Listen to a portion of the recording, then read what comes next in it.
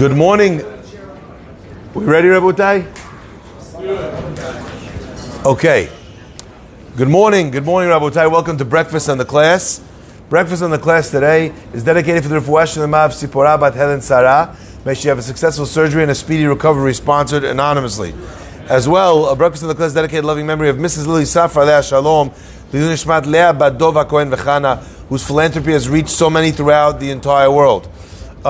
It's also dedicated by the Sternberg girls. What a beautiful thing! All the girls from camp got together. They put some money together. All the girls of this camp, in the zechut for the amazing staff members that serve in their camp that would like to find their shidduch. Batya Tila Bat Chana Chaya Ilana, Minucha Bracha Bat Batya, Tzviya Bat Esther Hensha, Aviva Rachel Bat Batya, Eliana Bat Rivka Chaya, Ahuva Pesel Bat Hana Leah, Netanya Chaya Bat Dina Chana, Nechama Zahava Bat Naomi Shendel, Vetzara Bat Yadem B'toch Sha'ar Revakei Yisrael. And finally, last but not least, the week of Kobru sponsored by David E. Ash in honor of you and your substantial capacity to do good today and every day. My friends, there is a famous Gemara. A famous Gemara always means that you're supposed to know that Gemara. And if you don't know that Gemara, then it's not so famous, but still don't feel bad. There's time to be able to open up a Gemara, to study it and to learn as well. But the famous Gemara that is mentioned all the time, whenever we come to this period in the calendar, the time of the 3 weeks and the 9 days, is the Gemara in Makot. The Gemara says on page Chav Daled, there was once a time where the Chachamim, the rabbis, were traveling with Rabbi Akiva. They were coming towards Jerusalem. As they come towards Jerusalem, they tore their clothes. They could already see that there was the devastation there from the destruction of the temple. They tore their clothes. And as they got closer, the Gemara says, they got to Rabbi, to the place of where the temple used to stand. Ra'u shu'al yotzei bet kodshei kodashim. They saw a fox coming out of the place where the Holy of Holies used to be. It was overrun. It was destroyed. Hitchilu chachamim bochim. The rabbis started to cry. Rabbi Akiva tzochek. And Rabbi Akiva started to laugh. They said to him, "What are you doing? What are you crazy? You're laughing? We just saw this." He said, "Why?" They said, "Why are you laughing?" He said, "You tell me why you're crying, and I'll tell you why I'm laughing." They said, "Why are we crying?" "We're crying because the place where it says in the Torah, Hazar HaKarev Yumat, where even Yisrael, even a Levi is not allowed to go in and bring a korban. It's so holy, only a Kohen could go there. Look now, foxes are running around. Should we not be crying?" Says Rabbi Akiva, "For that reason, I'm laughing." Because the Gemara explains that the Pasuk says, and I have two witnesses. The witnesses are, God says, Uriah and Zechariah. Those are my two witnesses. Ask the Gemara, what do these two people have to do with one another? How could they be witnesses together? Uriah is from the destruction of the first temple. Zechariah is talking about the destruction of the second temple. There's 260 years between them. Why are we putting them together as witnesses? Says Rabbi Akiva, the Torah is telling you that that the two prophecies were linked. Uriah said, Tzion Sadeh Teharesh. Zion will become like a plowed field. The buildings upon it will be destroyed. Zechariah says a beautiful nivu'ah, beautiful prophecy. He says, Od yeshvu zikenim uskenot. Once again, the elderly will come and inhabit the land. Od yeshvu zikenim uskenot. In the streets of Jerusalem, you'll see playing in the sidewalks of Jerusalem. Yiladim v'yiladot mesachakim. They'll be playing birchovotea on its streets. Until I saw, says Rabbi Akiva, the prophecy of Uriah come to fruition, i.e., that Jerusalem would be destroyed to the point that it would become a threshed field, I did not know whether or not the prophecy of Zechariah would come true. Now I see that the prophecy of Uriah has come true. Even you see, it's like a wild area. Even foxes are running around. Now I know that we will once again merit to see the restitution of Jerusalem to its former glory. That's what the Pasuk says. That's what the Gemara says. Now the Gemara seems to be very strange. What does this mean? Rabbi Akiva said, I didn't know if the prophecy of Zechariah was going to come true. We didn't believe that the prophecy was going to come true until he saw one. What does that mean? Also, what is the Gemara telling us by saying that when the Pasuk brought these two together, that means that they're linked, so to speak. They're linked, the Nevuah of Uriah and the Nevuah of Zechariah are linked. What does that mean? So in order to answer this question, I want to point out another beautiful question which really references this moment in history. At the end of Echa, we say a very powerful line. Al zeh haya daveh libenu. For this, our hearts were upset, were worried. Al ele, for these, chashichu einenu, our eyes were darkened. Al har Tzion sheshamem, that the Bet HaMikdash, the Mount of Zion, is destroyed. Shu'alim hilchu ba, foxes have gone upon it. It's the end of Echa. You'll see it Saturday night when we read Echa, and again Sunday morning when we read Echa. So one more time. For this is my heart upset. My heart is filled with worry, with anxiety. For these, my eyes are darkened. For the Mount of Zion, which is destroyed, and for Shu'alim, and for the foxes that run upon it. Ask the Khatam Sofer a magnificent question. He says, I don't understand. Is it for this or for these? What's the difference between this and these, grammatically? This is singular, one. These is plural. So are we upset? Are we mourning for one thing, or are we mourning for these things, multiple things? The answer, my friends, is something beyond belief. The Khatam Sofer explains something incredible. Our rabbis tell us that when the first Bet HaMikdash was destroyed, they saw a demut aryeh, they saw a spiritual figure of a lion emerging from the Bet HaMikdash. Okay, as the Bet HaMikdash was destroyed. A lion departed Bet HaMikdash.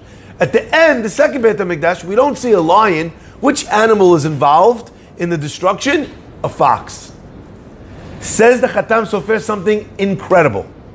He says, why? The first destruction, we know the first Bet HaMikdash was destroyed for what reason? The Jewish people did three tremendous averot. The three cardinal sins. Sorry? Nope.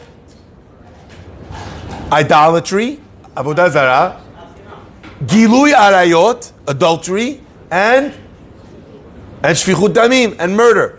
The big three averot, the worst three averot, the averot that you have to die rather than do, yarig val yavor, those who committed in the first Bet HaMikdash. And that's why a lion came out of the temple. You understand? A lion. Because the Yetzer Hara, when the Bet HaMikdash was destroyed, the Yetzer Hara's job was done. What was it that destroyed the temple? A lion. You know, I want to ask you, I know, there's a lot of things when I do this on Yom Kippur that I feel like, if I did that one, yep, I did that one. A lot of things. I'm not perfect. I'm sure, some of you are very perfect until you ask your wives or your mother-in-law, right? But you might think you're perfect, but you got some. Did anyone ever here, right, feel, haragnu, I killed someone? Anybody? Yeah. I imagine not everybody here felt a pang of regret when avodah zarah. Anyone here bowed down to a chair recently, to a statue? It's not something we feel compelled to do. Maybe perhaps a person, gilui arayot, act of adultery. Maybe you never did it in your life, Bezrat Hashem. These sins, they require a powerful Yetzer Hara. A Yetzer Hara that's not telling you, sleep in, you'll come 10 minutes late to praying. That I can understand. A Yetzer Hara tells you, the guy, he really wasn't so nice to you. You don't have to treat him so nice. Revenge. The Yetzer Hara doesn't have to be so pumped up on iron in order to get you to do that. To get you to kill somebody, how strong does the Yetzer have to be? Therefore, In the first Bet HaMikdash, Yetzer Hara was so strong, he was able to get us even to do the worst 3 sins. The Gemara tells us in Sanhedrin that there was once a rabbi who was teaching about the kings of Israel. And he started teaching his students about the king Menashe. And he was making fun how the king Menashe worshipped Avodah Zarah. And he got the Jewish people to worship Avodah Zarah. And he was making fun. That night, Menashe HaMelech comes to him in a dream. And he says to this rabbi, how dare you make fun of me? You know, if you would have been alive in the time when I was living, in the time of the first Bet HaMikdash, where the Yetzer Hara for Avodah Zarah had not yet been removed, neutered, slaughtered by the rabbis, by Chachamim, he said you would have been lifting the hem of your robe so that you could run faster to the Avodah Zarah. You have no idea. So today we feel no pull towards Avodah Zarah. But back then, the Yetzer Hara was incredibly powerful. Okay, to Avodah Zarah. That's what Menashe HaMelech said to this great rabbi. You would have been lifting your robes. Now remember, Menashe at this point, where's he coming to him in a dream from? The Olam HaEmet. Menashe can't tell a lie. Menashe can't sketch the guy and say like, if you would have been in my time, you would have fallen too. He was telling him the truth. If you would have been alive when I was alive, lifting your robes to run faster. Yetzer Hara, first Bet HaMikdash, very strong. Yetzer Hara of the second Bet HaMikdash, says the Khatam Sofer, is categorized, is symbolized by a shu'al. A shu'al is a fox. In Jewish tradition, what does a fox represent? It represents the slyest of the animals. In fact, there's many times there's a Gemara where the Gemara describes how the shu'al is the cleverest of the animals. Specifically, who tells us an example of the shu'al being the cleverest of the animals? None other than our laughing Rabbi Akiva. Rabbi Akiva is teaching Torah in the time of the destruction of the temple. Says the Gemara, he gets locked up and they're going to kill him for teaching Torah. Papus ben Yehuda, another Jewish guy, is in prison together with Rabbi Yehuda. And he says, he meets Rabbi Yehuda. He says to him, he meets Rabbi Akiva. He says, what are you doing? Why are you teaching Torah publicly? Don't you know they're going to kill you? Says Rabbi Akiva to Papus. He tells him, you know what you remind me of? There was once a fox running along the river. And the fox, he sees the fish swimming in the river. He turns to the fish and he says, fish, the fishermen are trying to catch you, you're swimming away. If you want, come out on dry land and I'll take you to safety. Says the fish to the shu'al, to the fox, are you the one that they call the cleverest of all the animals? Right? You're the one? Don't you know that the second we leave the water, we're dead anyway? What was Rabbi Akiva telling Papus? Well, you think you're so clever. You're telling me not to teach Torah in order to survive? Don't you know that a Jew without Torah can't survive? And the Torah is our water. Torah is nimshal lamayim. In the end, Rabbi Akiva paid the ultimate price. In the end, it is Rabbi Akiva who laughs at the fox. You understanding now? Says the Khatam Sofer, the shu'al represents clever animals, which are actually, the shu'al in this example, is he clever? He thinks he's clever, but is he clever? He's so foolish. My friends, says the Khatam Sofer, that is the Yetzer Hara that we live with from the destruction of the second temple until today. There once was a Yetzer Hara that had the strength of a lion, that he was able to twist us and to turn us and to seduce us with incredible power and energy. But the power of the Yetzer Hara is no longer in the strength of his pitui, in the strength of his allure.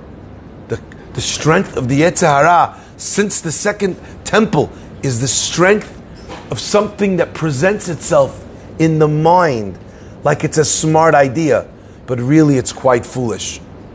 Every person who ever does a avon knows that in the moment it seems like it's a smart idea.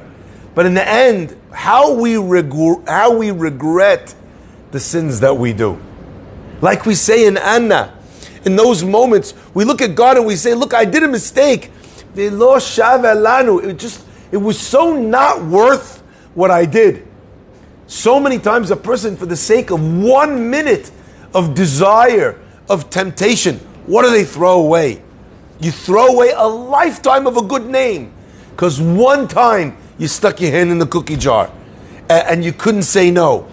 My friends, if you recognized that the power of the Yetzer Hara is not in his ability to seduce you with the money, with the woman, with the kosher, with the food, with the ego, with the kavod, his power is in the mind games he plays.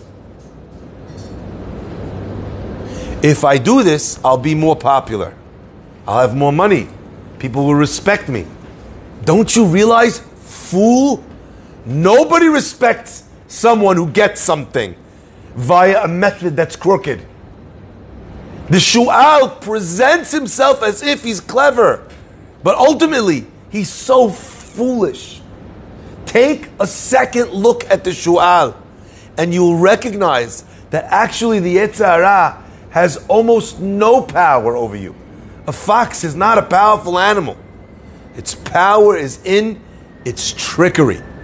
But if that's the case, all it takes is a person to think, to pause, not to let himself get caught up in the narrative of the Shu'al. Says Rabbi Akiva to the Talmidei Chachamim that are walking with him, he see they're crying, they say they can't believe it. Look, we had a destroyed temple once. We have a destroyed temple again. Look, the foxes are overrunning. It doesn't say Shu'al in the Pasuk. It says Shu'alim. You see, if the Yetzer Hara had one card that he played, how many times could he fool you? The Yetzer Hara. Once. You do something, you'd see it didn't work out. Would you make the mistake again? You wouldn't. His logic will have been exposed, and his power is not in his seduction. It's in the game that he's telling you to play, right? My friends, you see, exactly the opposite is true. The problem, the Chachamim says, it's not that it's one Shu'al. Al zeh haya davel libenu. We were nervous, we were anxious. But you know what took the light out of our eyes? Not Shu'al hilchuba, Shu'alim. There are many foxes. There are many games that the Yetzer Hara plays. But all of them are games where the hand moves quicker than the eye, where it's a question of presentation. It's not emet. And therefore, Rabbi Akiva says, however many Shu'alim it is, at the end of the day, it's still a Shu'al. And the time will come when we will stop believing. And my friends, I want to illustrate to you how we are living in the time of Mashiach. Today, there's a concept called deep fake. I don't know if you're familiar with this. Deep fake technology is a fascinating thing that they've invented. It uses AI, artificial intelligence. What does it do? Let's say it takes all of the videos that I ever made in these classes. It has a picture of my face from here, from here, from here, from here, from here, from here. It has my mouth open like this, like this, like this, like this, every possible iteration of my face, okay? You know what happens now? I punch into the computer that I want the video of Shlomo Farhi to say that we, the Halabis, hold that you only have to wait 3 hours between meat and milk. I would never say that. It's not what we hold. But if someone wanted to make a video where Shlomo Farhi was saying to the video that the Syrians hold that you wait 3 hours between meat and milk, they could do that. It's called deepfake technology. Today, I can have a video of President Trump saying, I'm going to run, I'm not going to run. I can produce whatever. So much so, we are so aware today that the internet is full of lies. We are so aware not to trust what we see online that any discerning person does not believe anything they read anymore. Is that true? My friends, do you know why I'm sharing this with you? It is not an accident that this is happening now. That we could fake people's faces, we could fake what people say, we could fake news is the language of the day. And by the way, who shouts fake news? Republicans shout fake news. Democrats shout fake news. Everybody shouts fake news. Why? Because in the time of Mashiach, every human being, every Jew will learn that what seems to me to be obviously a good idea is fake news. We will learn not to trust our first instinct, but to look again and to look again and to look again and to get advice. Someone tells you it's a great investment. Used to be, you know the guy from when he was young, he said it's a good investment, you invest. Now, you do your due diligence. You check the online rating. You call this other guy. You have another person check it up. That's how we work today. We check things 3 different ways. The bank wants to evaluate your house. They send 3 people to go do an evaluation. And then they choose one of the evaluations. My friends, in the time of Mashiach, Am Yisrael, along with the whole world, will learn not to trust the fox, the misrepresentation of your life. The world is telling you, easy is better. Don't buy it. The world is telling you, you could get rich quick. Just invest in Bitcoin. Just invest in this. Just invest in that. There's no get rich quick schemes. Have we not learned that yet? Right? You think after all the history of the world, we'd finally have learned nothing takes the place of hard work. And by the way, if you think you made it fast, those guys that made $1 billion on Bitcoin, where are those guys now? I love those articles. I love to bring those articles to the people that think that that's what they chase, the next big thing. They never want to put in an honest day's work in the office. The same guy that you're showing me, go search him now. You know, huge evaluation WeWork. Where is it now? Okay, all the unicorns. Where are they? Where are they now?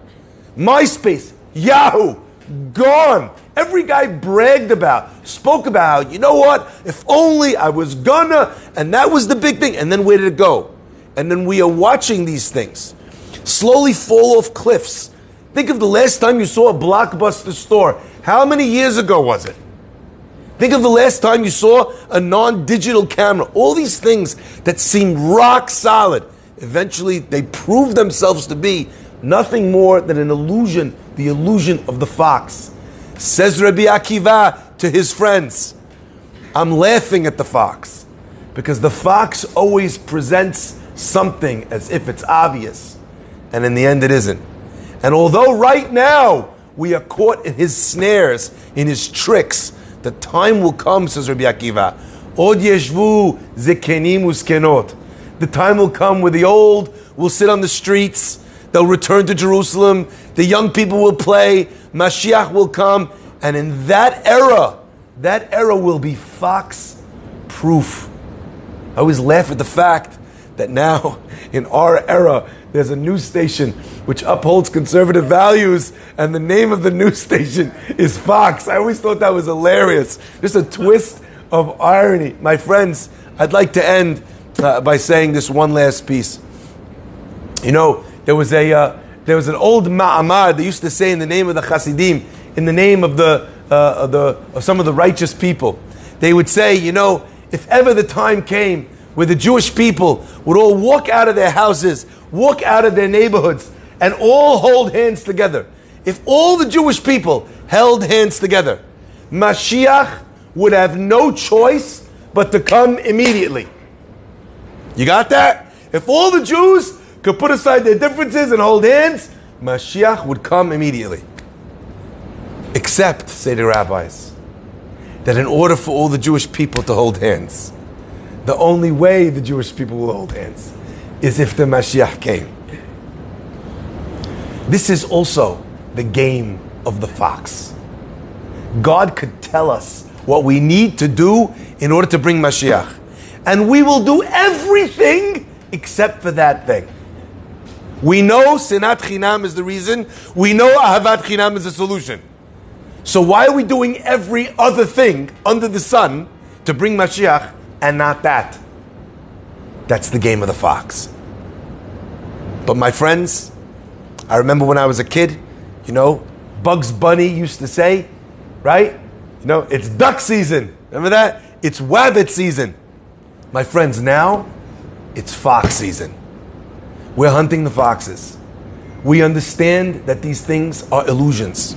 We understand that running going through 17 divorces because you want to have another wife every 5 minutes, that doesn't bring a person happiness. We know that a person gains fulfillment from hard work and not from get-rich-quick schemes. We know that conservative values, the values of family, of the nature of capitalism, of helping people. We know what works.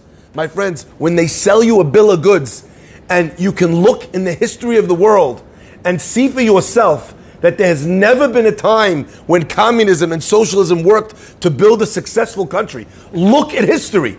It is a game of the fox, and people are finally waking up. Wake up in your personal life. Wake up in your communal life. Wake up in your spiritual life. If you keep telling yourself, I'm gonna do that, figure out how to get that done and be finished with the Yetzer Hara once and forever. And then together with Rabbi Akiva, we will laugh Tishak Liyom Aharon for the final day with the coming of Mashiach Me'erav Yameinu. Amen.